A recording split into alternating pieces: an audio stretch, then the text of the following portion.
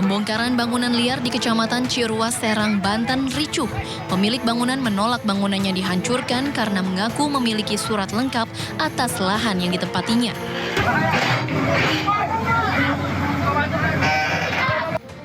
Para pemilik bangunan mencoba menghentikan alat berat yang akan merobohkan bangunan liar tersebut.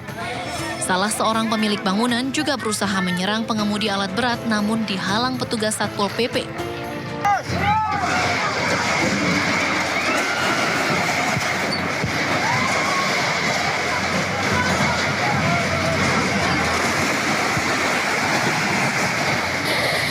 Rencana mau dibongkar 2 kali nih eksekusi begini.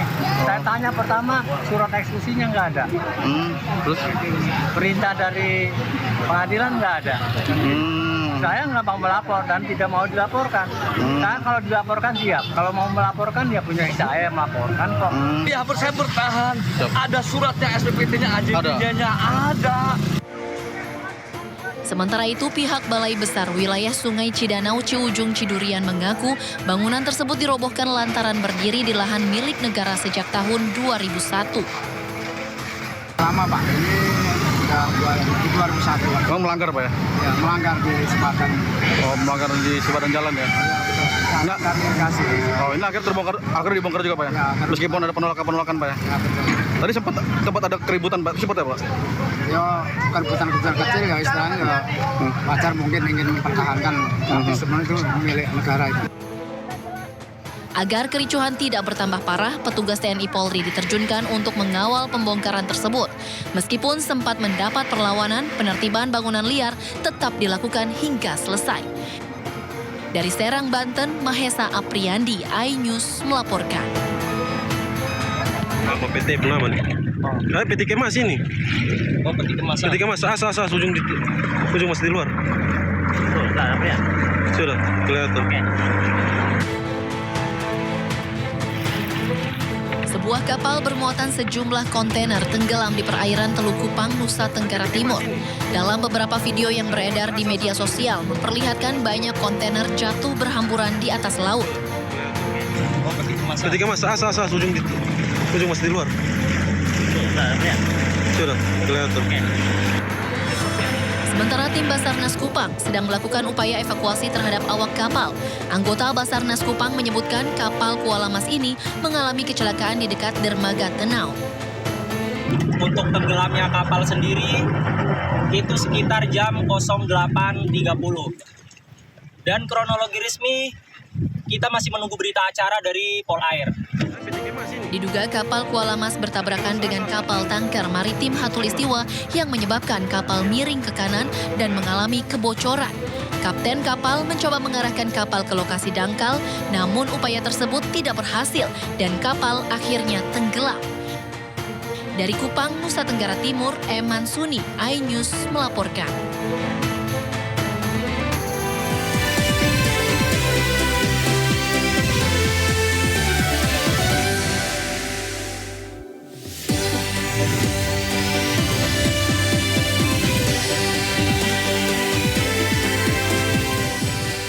Timnas Indonesia siap gempur Filipina dalam laga hidup mati Grup B ASEAN Cup 2024.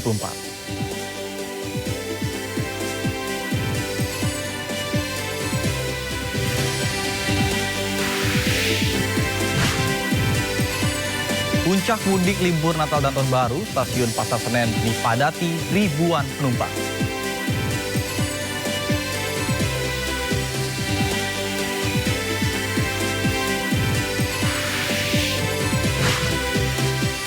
Negara bagian Amerika Serikat, California secara resmi mengumumkan keadaan darurat flu burung.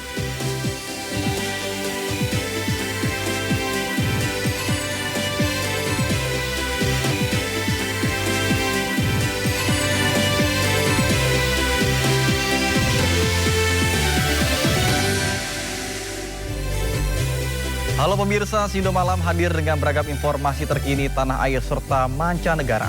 Bersama saya Nata Arman, inilah Sindo Malam selengkapnya.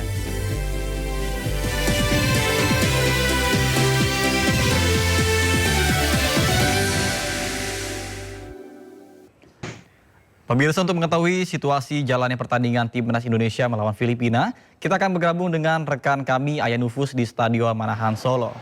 Baik, selamat malam Aya, bagaimana situasi di Stadion Manahan? Silakan. Selamat malam Nata dan juga pemirsa, saat ini pertandingan Indonesia kontra Filipina di grup B ASEAN Cup 2024 untuk laga terakhir ini sudah memasuki menit ke-41, di mana di menit awal tadi Filipina sempat mendominasi, dan berdasarkan statistik yang saya pantau saat ini Indonesia sudah mendominasi dengan penguasaan bolanya dan juga mendominasi pada tembakan-tembakannya. Dan mengapa demikian, saya juga mendengar ada teriakan dan juga sorak-sorakan dari para supporter yang ada di tribun di dalam Stadion Manahan ini sangat luar biasa sekali. Padahal untuk kapasitas dari Stadion Manahan sendiri hanya 20.000 dan ada sekitar 17.000 lebih penonton yang hadir di sana. Suaranya sangat menggema sekali untuk memberikan dukungan kepada Timnas Indonesia yang mana malam hari ini bertanding.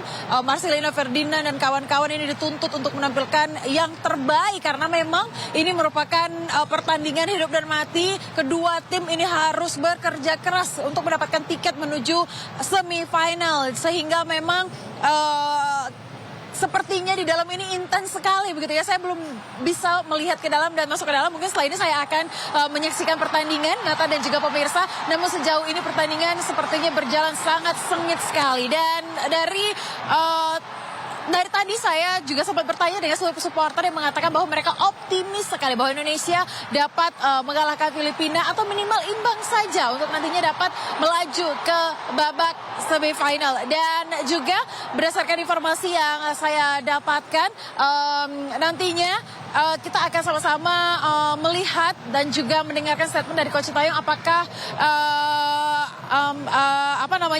either or Timnas Indonesia melaju ke semifinal ataupun tidak. Kita akan sama-sama mendengar statement dari Coach Sintayong. Nata. Baik, terima kasih Aya melaporkan langsung dari Stadion Manahan Solo, dan kita harapkan tim Garuda bisa mendapatkan hasil terbaik pada malam hari ini. Terima kasih dan salam sehat. Pemirsa, imbas hasil yang kurang meyakinkan dalam ASEAN Cup 2024, peringkat FIFA Timnas Indonesia menjadi turun. Skuad Garuda turun 2 posisi dari periode peringkat FIFA sebelumnya.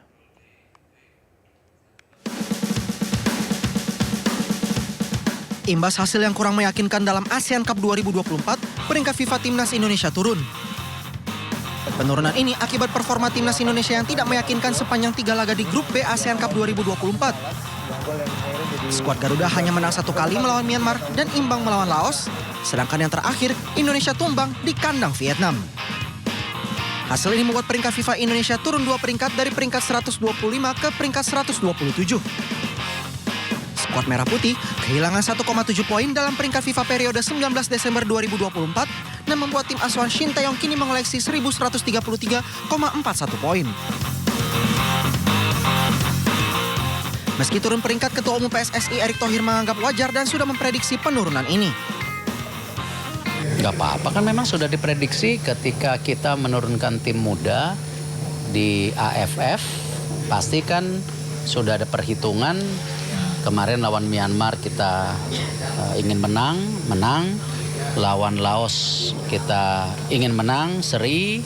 Lawan Vietnam kita udah prediksi kalah, kemarin bisa seri. Nah yang terakhir ini lawan Timnas untuk Filipina harus menang.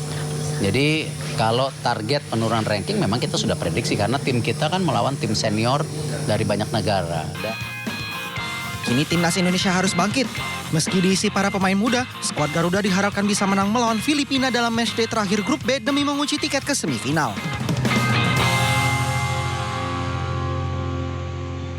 Informasi lainnya pemirsa, libur panjang Natal dan Tahun Baru, sejumlah penumpang sudah mulai memadati Stasiun Senen Jakarta. Masyarakat memilih berangkat lebih awal untuk mengantisipasi kepadatan penumpang. Libur panjang Natal dan Tahun Baru, masyarakat yang memilih moda transportasi kereta api jarak jauh sudah mulai berdatangan sejak pagi hari di Stasiun Senen, Jakarta Pusat. Masyarakat yang berangkat lebih awal memilih membeli tiket dari jauh-jauh hari untuk mengantisipasi kehabisan tiket dan juga harga yang lebih murah. PT Kereta Api Indonesia atau KAI Daob 1 Jakarta menyediakan sebanyak 741.000 tiket untuk periode libur Natal 2024 dan Tahun Baru 2025. Untuk keberangkatan di Stasiun Gambir dan juga Stasiun Senen hari ini, PT KAI Daob 1 Jakarta mencatat sebanyak 38.160 tiket. Sementara itu untuk diprediksi puncak kepadatan penumpang akan terjadi pada Selasa 24 Desember 2025. Sementara itu pemirsa, Bandara Soekarno-Hatta dipadati ribuan penumpang pesawat sejak Sabtu pagi. Peningkatan ini dampak dari adanya kebijakan pemerintah yang menurunkan harga tiket sebesar 10% untuk domestik.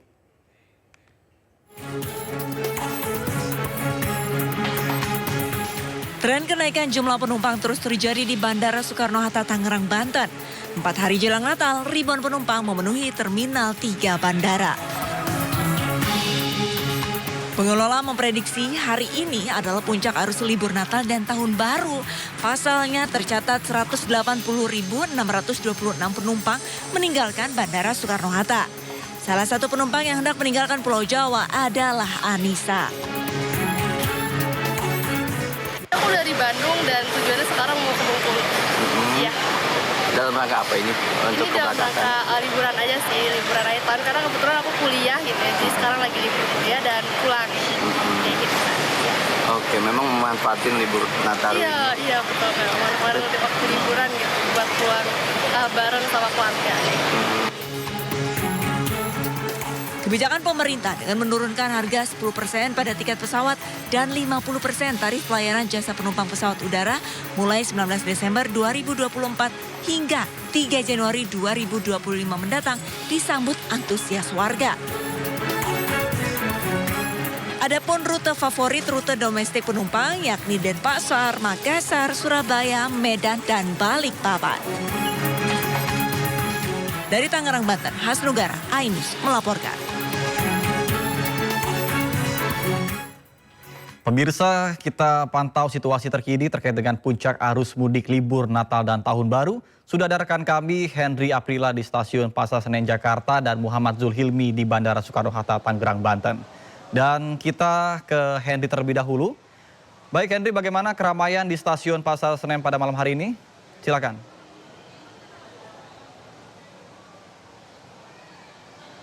Baik, selamat malam Nata dan juga pemirsa. Ini tandanya sudah H-4 jelang libur Natal dan juga Tahun Baru periode 2024-2025. Memang untuk situasi terkini yang dapat kami sampaikan, keberangkatan para penumpang yang hendak melakukan atau mengisi waktu libur Natal dan juga Tahun Baru ini melakukan keberangkatan lebih awal karena mengingat para penumpang sudah membeli tiket lebih awal. Juga alasan para penumpang memilih berangkat lebih awal ini karena menghindari adanya kepadatan penumpang yang nantinya terjadi pada 25 Desember 2024. Informasi terkait pelonjakan harga penumpang, pelonjakan penumpang ini sendiri, ini diprediksi pada 25 Desember disampaikan oleh Humas PT Kereta Api Indonesia Daob 1 Jakarta, yakni Iksvan Henry Wintoko, yang menyampaikan bahwa puncak dari arus mudik dari Natal dan juga Tahun Baru ini diprediksi pada 25 Desember 2024. Kemudian juga untuk para penumpang sendiri, ini masih memilih lokasi favorit diantaranya yakni Surabaya, Purwokerto, kemudian juga Yogyakarta yang masih menjadi lokasi favorit.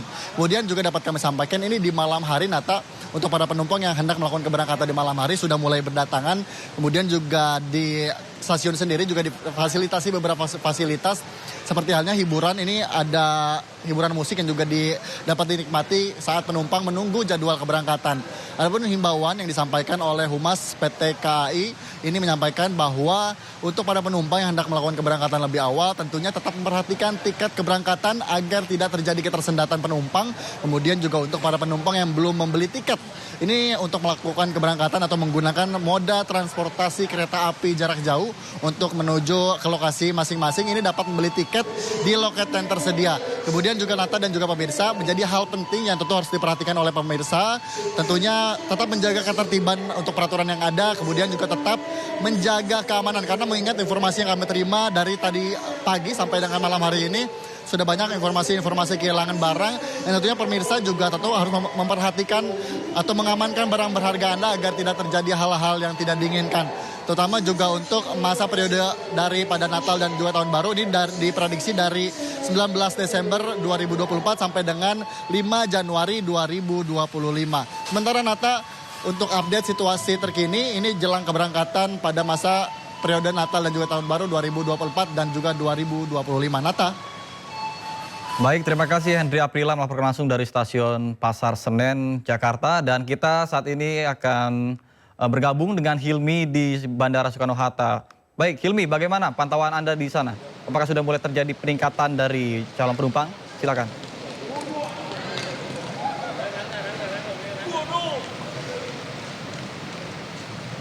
Ya, Nata dan juga pemirsa, memang untuk saat ini kondisi di Terminal 3 Bandara Soekarno-Hatta Tangerang, Banten ini cenderung melandai atau bahkan bisa dibilang cukup normal jika dibandingkan dengan sore, siang, bahkan pagi hari tadi. Namun jika kita melihat data penerbangan ataupun data penumpang per hari ini bisa dikatakan cukup tinggi jika dibandingkan dengan hari-hari biasanya. Jika kita melihat data untuk jumlah penerbangan pada hari ini di Terminal 3 Bandara Soekarno-Hatta ini mencapai 545 penerbangan. Sementara untuk jumlah penumpangnya sendiri ini mencapai 92.766 penumpang. Dan jika ditotal dari Terminal 1, Terminal 2, dan Terminal 3 di Bandara Soekarno-Hatta, Tangerang, Banten ini mencapai sebanyak penerbangan yakni 1.107 penerbangan. Ini bisa dirinci penerbangan yang berangkat dari Bandara Soekarno-Hatta mencapai 555,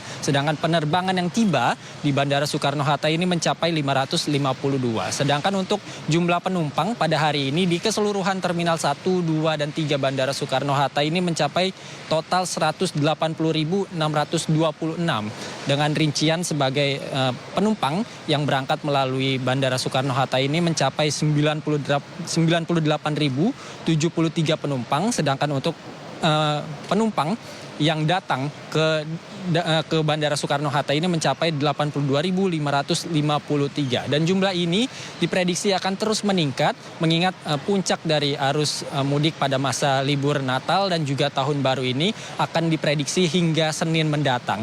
Dan untuk pada tahun ini maksud kami ini jumlah penumpang di Bandara Soekarno-Hatta akan cenderung meningkat sekitar 10 hingga 11%, di mana ini diprediksi selama masa mudik libur Natal dan juga Tahun Baru diprediksi sebanyak 180.000 penumpang ini akan tiba dan juga berangkat dari Bandara Soekarno-Hatta Tangerang, Banten. Dan ini juga bisa dibilang merupakan pengaruh dari aturan yang diberlakukan oleh pemerintah, di mana sebelumnya Presiden Prabowo Subianto telah mengarahkan kepada jajaran menterinya untuk menurunkan harga tiket sebanyak 10% untuk masa liburan Natal dan juga Tahun Baru. Sementara untuk mengantisipasi adanya kepadatan di Bandara Soekarno-Hatta ini, pengelola juga menyiapkan beberapa antisipasi seperti ada pengamanan ekstra dari TNI, Polri, dan juga dari Aviation Security maksud kami atau AFSEC. Kemudian ada juga beberapa pos-pos pengamanan untuk mengamankan jalannya penerbangan di masa Natal dan juga Tahun Baru. Tentunya kita akan melihat bagaimana pelaksanaan dari arus mudik di momen Natal dan juga Tahun Baru ini, khususnya di Bandara Soekarno-Hatta. Demikian, Nata. Baik, terima kasih atas laporannya Hendri Aprila di Stasiun Pasar Senen dan juga Muhammad Zulhilmi langsung dari Bandara Soekarno-Hatta, Tangerang, Banten. Selamat bertugas kembali dan salam sehat. Keinformasi lain pemirsa, Wakil Presiden Gibran Rakabuming Raka meninjau kesiapan stasiun kereta cepat Wus di Karawang dan mengunjungi Gereja Paulus di Jakarta.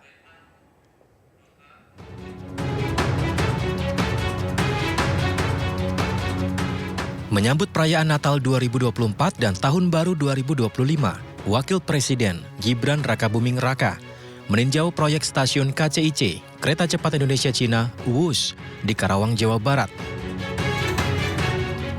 Peninjauan ini untuk memastikan proyek tersebut selesai tepat waktu dan dapat digunakan pada libur Nataru. Stasiun kereta Wus di Karawang akan siap digunakan pada 24 Desember 2024. Stasiun Karawang ya Pak ya. Kita ke sini menaiki kereta inspeksi dan insya Allah yang di Karawang siap di tanggal 24. Jadi di ratas terakhir memang kita menyiapkan beberapa akses-akses agar liburan Nataru ini bisa berjalan dengan baik.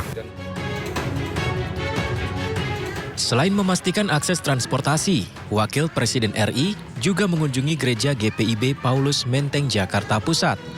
Kedatangan Wapres ini pun disambut antusias oleh sejumlah jemaat yang hadir dalam acara perayaan Natal ini.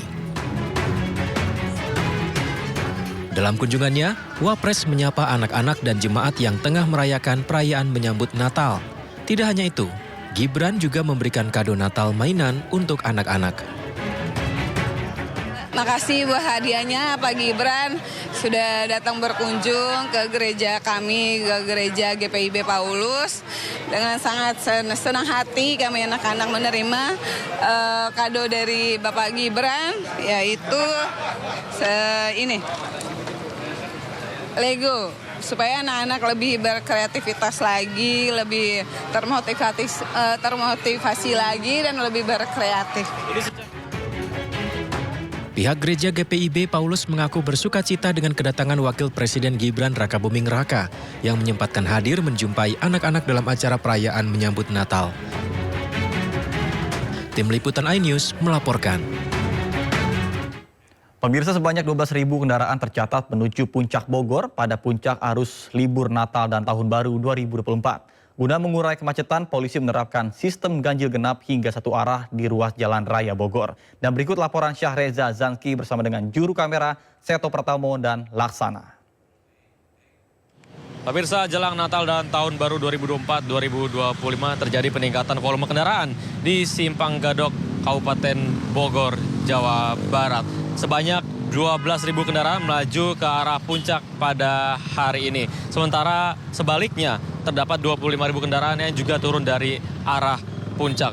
Dan untuk mengurai kemacetan, kepolisian setempat ini menggelar rekayasa lalu lintas seperti skema one way dan juga ganjil genap, di mana untuk one way sendiri ini dilakukan secara situasional. Namun untuk skema ganjil genap diberlakukan sudah sejak kemarin dan hingga sampai 22 Desember 2024. Dan untuk penyelenggaraan daripada GAGE ini dari jam 2 siang hingga 12 malam dini hari waktu Indonesia Barat. Dan skema ini diterapkan dari jalur Simpang Gadok di Jalan Raya Puncak menuju Simpang 4 Tugu Lampu Gentur, Cianjur, dan berlaku untuk jalur sebaliknya.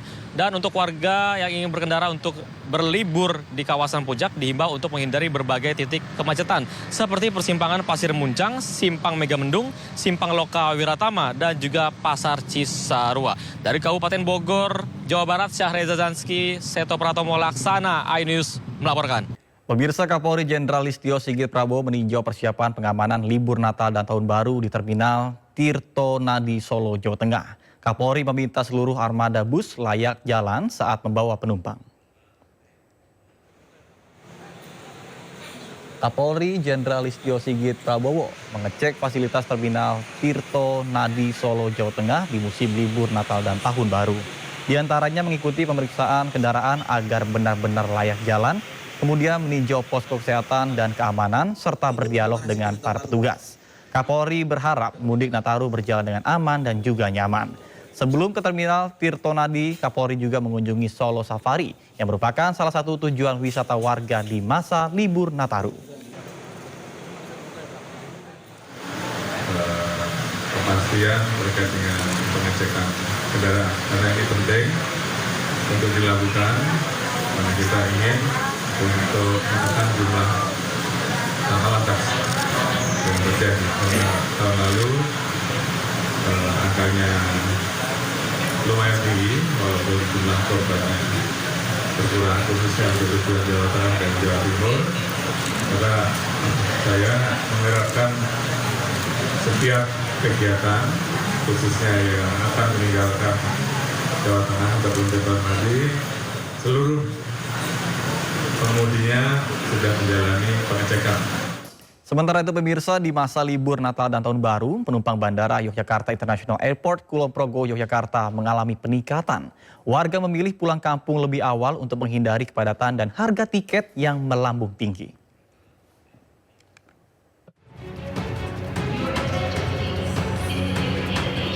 Memasuki masa libur Natal dan Tahun Baru, sejak Jumat kemarin warga mulai memadati Bandara Yogyakarta International Airport Kapanewon Temon, Kulon Progo, Yogyakarta.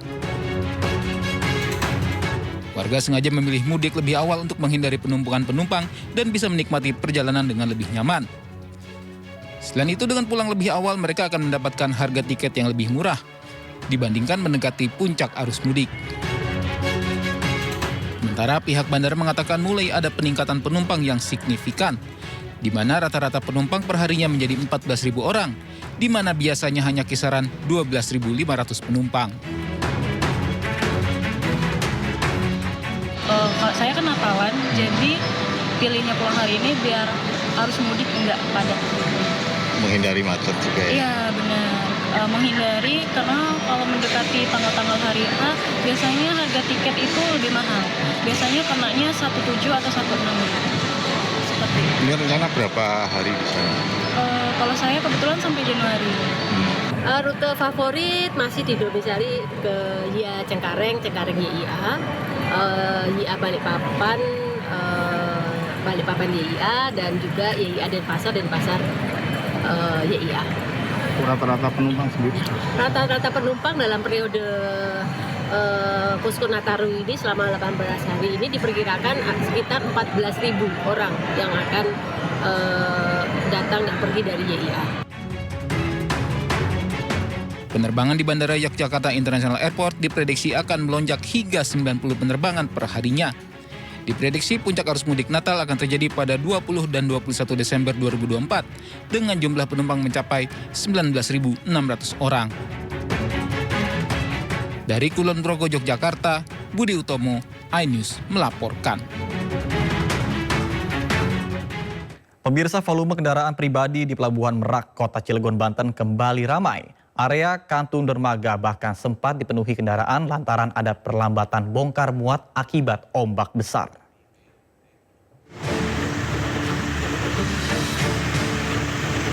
Seperti inilah kondisi kantung parkir dermaga eksekutif Pelabuhan Merak, Kota Cilegon, Banten yang dipenuhi kendaraan pribadi yang akan menyeberang ke Pulau Sumatera. Situasi pelabuhannya mengalami kepadatan terpantau sejak Jumat malam hingga Sabtu dini hari. Hal ini disebabkan lantaran pengguna jasa cenderung berpergian pada malam hari. Selain itu, membludaknya calon penumpang kapal ini disebabkan karena banyaknya calon pengguna jasa yang tiba di pelabuhan, serta adanya pelambatan aktivitas bongkar muat karena ombak yang besar. Selain kendaraan pribadi, calon pengguna jasa pejalan kaki juga terpantau ramai di area dermaga reguler. Meskipun sempat mengalami kepadatan kendaraan, namun kondisi ini tidak sampai menimbulkan penumpukan sehingga tidak sampai mengular ke area pelabuhan. Belum bisa bang, sedangkan kita kan mau buru-buru, udah positif rugi di materi, sama waktu kita bang. Ada informasi nggak bang dari pihak SDP kenapa adanya perlambatan? Karena ada ombaknya agak sedikit besar bang, jadi ada keterlambatan mau buat menyeberangnya bang.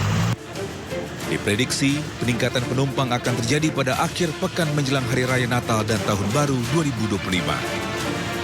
Dari Cilegon, Banten, Iskandar Nasution melaporkan. Kementerian Komdigi berhasil memblokir ratusan ribu konten judi online selama kurun waktu 20 Oktober hingga 17 Desember 2024 ini.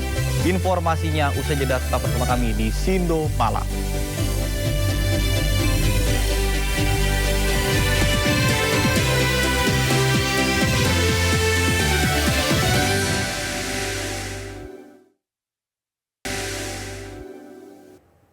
Terima kasih Anda masih bersama kami di Sindo Malam bersama saya Nata Arman. Pemirsa, banjir bandang menerjang 3 kecamatan di Kabupaten Maros, Sulawesi Selatan setelah diguyur hujan deras beberapa hari terakhir.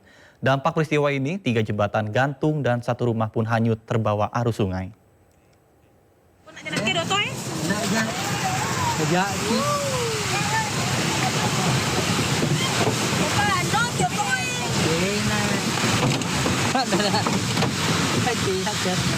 Banjir bandang menerjang pemukiman penduduk di Desa Patiro Deceng, Kabupaten Maros, Sulawesi Selatan. Banjir bandang terjadi akibat intensitas hujan yang tinggi sejak beberapa hari terakhir. Dalam video amatir ini terlihat kepanikan warga yang berusaha menyelamatkan diri.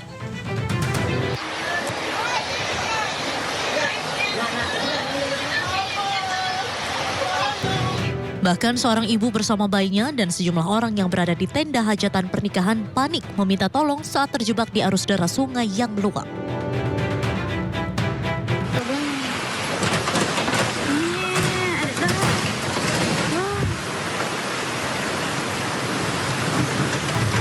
Selain itu, satu rumah warga juga terbawa arus banjir.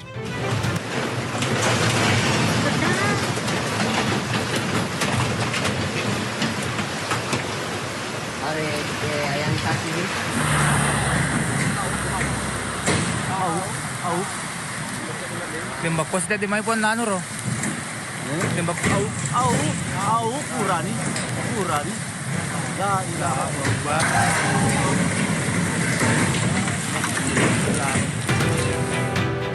Banjir bandang juga membuat 3 jembatan di Sungai Walanai putus.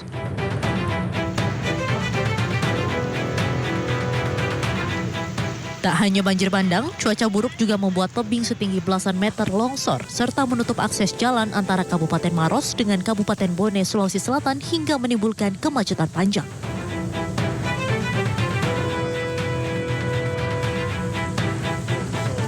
Untuk saat ini sudah ada 8 ya, sudah ada 8 kecamatan yang terdampak banjir. Meskipun memang yang terparah saat ini laporannya adalah daerah pegunungan, Camba, Cemranda dan Malawa. Oh, katanya daerah sana sempat banjir bandang juga banjir bandang. Jadi sudah ada 3 jembatan gantung yang hanya saat ini sehingga memutus akses hubungan warga dari wilayah tersebut ke wilayah lainnya. Masih di Sulawesi Selatan, musibah banjir juga terjadi di Makassar akibat tingginya intensitas hujan. Puluhan rumah warga di Jalan Ujung Bori, Blok 8 Antang, Kecamatan Manggala terendam banjir setinggi lebih dari 1 meter. Bahkan, hampir seluruh rumah warga hanya menyisakan bagian atap. Sebagian warga memilih bertahan di lantai 2 rumahnya, sementara sebagian lainnya memilih mengungsi ke posko pengungsian. Dari Kabupaten Maros dan Makassar, Sulawesi Selatan, Wahyu Ruslan, Yuliusvin, iNews melaporkan. Informasi lainnya pemirsa, kebakaran melanda sebuah rumah makan Minang di Madiun, Jawa Timur. 3 orang terluka hingga harus dilarikan ke rumah sakit. Besar teman-teman sudah muncul rumah makan Padang. Video amatir merekam kebakaran yang melanda sebuah rumah makan Minang di Kecamatan Taman, Madiun, Jumat pagi. Lokasi rumah makan yang ada di kawasan padat penduduk membuat warga panik. 2 mobil pemadam kebakaran Satpol PP dan Damkar Kota Madiun serta 1 mobil suplai air BPBD Kota Madiun dikerahkan. 3 orang luka-luka akibat kebakaran ini dan dibawa ke Rumah Sakit Umum Daerah Sudono Madiun. Kalau korbannya itu kalau nggak ibunya, terus anaknya tadi yang keluar ke rumah saya satu yang kena luka bakar, terus sama mertuanya tadi yang di sini udah kayak udah merah itu. Sampai di lokasi menurunkan 2 unit mobil penembak dan 1 unit mobil suplai dibantu dari BPBD. Teman-teman alhamdulillah bisa segera memadamkan api. Api dapat dipadamkan dalam waktu sekitar 40 menit. Penyebab pasti kebakaran belum diketahui dan masih diselidiki Polres Madiun Kota. Dari Madiun, Jawa Timur, Arif Wahyu Effendi, iNews melaporkan. Kita beralih ke informasi selanjutnya pemirsa, Presiden Prabowo Subianto menghadiri KTT D8 yang digelar di Kairo, Mesir. Dalam pidatonya, Prabowo mengajak negara-negara D8 untuk mengesampingkan perbedaan dan bersatu membela Palestina. Tiba di The New Capital President Place, Kairo, Mesir, Presiden Prabowo disambut Presiden Mesir Abdel Fattah el-Sisi. Saat sampaikan pidato di depan pimpinan negara anggota D8, Presiden ajak anggota 8 negara berkembang D8 untuk mendorong pertumbuhan ekonomi demi mendukung dan juga memberikan bantuan pada Palestina. Presiden juga menekankan bahwa tanpa persatuan dan tanpa atasi perbedaan kelompok, D8 tidak bisa kuat untuk menghadapi situasi geopolitik yang saat ini terjadi. Once again, we must learn from the geopolitical situation that's happening around us now. Without unity, without overcoming our differences, we cannot be strong. We say that we support Palestine. But if we are weak, how can we support Palestine? For that, the 8 must be united. We must work together to be united. We must leave behind our differences. We must look for the greater good of our peoples. Without unity, without integration, we will be weak. And if we are weak, we will be exploited. That is the law of history.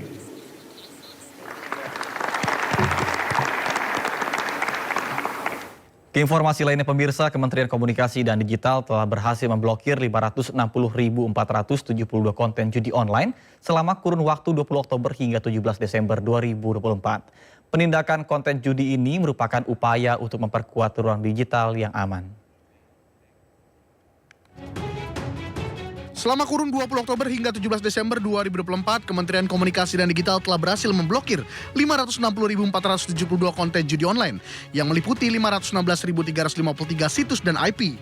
23.124 konten atau akun di platform Meta, 12.728 perlainan file sharing, 4.963 di Google atau YouTube, 2.849 di platform X, 300 akun di Telegram, dan 153 akun di TikTok. Penindakan konten judi ini merupakan upaya untuk memperkuat ruang digital yang aman. Sebagai bagian dari langkah tegas, Kemkomdigi juga kembali menindak akun-akun media sosial yang memiliki pengikut besar. Pelaksana tugas Dirjen Komunikasi Publik dan Media Kementerian Komunikasi dan Digital Molly Prabawati meminta masyarakat agar berhati-hati terhadap modus pergerutan pengepul rekening yang marak digunakan oleh sindikat judi online. Pasalnya modus ini melibatkan tawaran imbalan besar untuk membuka atau meminjamkan rekening. Selain resiko hukum yang serius, pemilik rekening juga menghadapi potensi diblokir dari layanan perbankan hingga reputasi keuangan yang rusak. Kami berkomitmen untuk memperkuat upaya pemberantasan perjudian online tanpa pandang bulu dengan berbagai pihak. Kami ingatkan kembali untuk selalu waspada dan berhati-hati dalam aktivitas di dunia digital. Jauhi berbagai konten dan situs perjudian. Semakin banyak oknum yang mencari orang untuk menjadi pengepul rekening yang digunakan dalam transaksi judi online. Sementara itu sejak 2017 hingga 17 Desember 2024, Kementerian telah menindak 5,4 juta konten judi online termasuk akun dan situs yang terafiliasi. Pemirsa, pemerintah menyatakan barang kategori mewah akan dikenakan PPN sebesar 12% mulai 1 Januari 2025. Kepala Badan Kebijakan Fiskal atau BKF Kementerian Keuangan Febrio Nathan Kacaribu menyebut bahwa kebijakan PPN 12% akan lebih diarahkan bagi kelompok masyarakat menengah atas demi memperkuat asas keadilan. Pemerintah menyatakan barang kategori mewah seperti makanan mewah, jasa kesehatan VVIP, hingga jasa pendidikan dengan SPP mahal akan dikenakan PPN sebesar 12% mulai 1 Januari 2025. Kepala Badan Kebijakan Fiskal atau BKF Kementerian Keuangan Febrio Nathan Kacaribu menjelaskan bahwa PPN atas barang dan jasa mewah menjadi upaya pemerintah dalam mendorong asas keadilan dalam sistem perpajakan. Dalam kajian BKF, sekitar 50% belanja perpajakan di bidang PPN selama ini ternyata dinikmati oleh orang-orang kaya. Maka dengan prinsip keadilan, Febrio menilai sangat wajar jika pemerintah akan mengenakan PPN 12% bagi komoditas yang hanya dikonsumsi orang kaya. Dengan kata lain, kelompok orang kaya yang berada pada masyarakat desil 9 dan 10 akan dikenakan pajak PPN yang lebih tinggi. Sementara masyarakat menengah kecil yang berada di desil 1 hingga 8 tetap mendapat insentif PPN. Harapannya belanja perpajakan atau insentif PPN yang selama ini belum tepat sasaran akan semakin lebih adil. Ini sudah mayoritas dinikmati oleh menengah ke atas. Justru yang miskin rentan sama aspiring middle class itu memanfaatkannya itu tadi totalnya setengah dari itu. Jadi desil 1 sampai desil 8 itu kurang lebih setengah. Desil 9, 10 itu setengah sendiri, menikmati dari 265 triliun tersebut. Nah makanya dengan prinsip keadilan, asas keadilan tentunya sangat wajar kalau kemudian kita mengatakan ya sebaiknya yang desil 9 dan 10 itu boleh membayar lebih banyak. Kementerian Keuangan memproyeksikan belanja perpajakan dari PPN pada 2025 mencapai 265,6 triliun rupiah. Melalui pengenaan PPN atas barang dan jasa mewah, nantinya belanja perpajakan atau insentif PPN yang belum tepat sasaran akan semakin turun.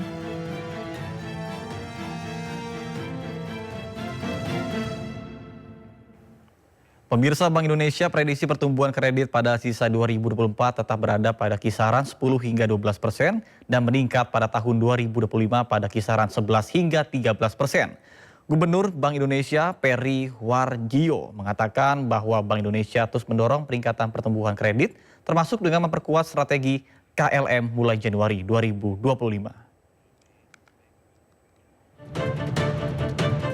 Bank Indonesia memprediksi pertumbuhan kredit pada sisa tahun 2024 tetap berada pada kisaran 10 hingga 12% dan akan meningkat pada tahun 2025 pada kisaran 11 hingga 13%. Gubernur Bank Indonesia Peri Warjio mengatakan dari sisi penawaran kuatnya pertumbuhan kredit didukung oleh terjaganya minat penyaluran kredit.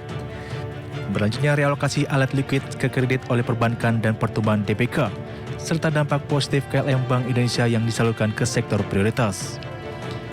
Peri mengatakan Bank Indonesia terus mendorong peningkatan pertumbuhan kredit, termasuk dengan memperkuat strategi KLM mulai Januari 2025 yang akan diarahkan untuk mendorong kredit, pembiayaan perbankan yang dapat mendukung pertumbuhan dan penciptaan lapangan kerja.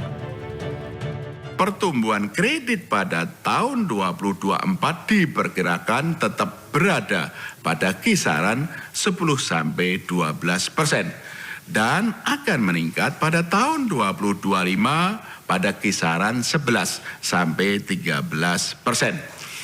Bank Indonesia terus mendorong peningkatan pertumbuhan kredit, termasuk dengan memperkuat strategi kebijakan insentif likuiditas makrobudensial KLM mulai Januari 2025. Dari sisi permintaan, pertumbuhan kredit didukung oleh kinerja usaha korporasi yang terjaga, sejalan dengan perkiraan pertumbuhan ekonomi yang tetap baik.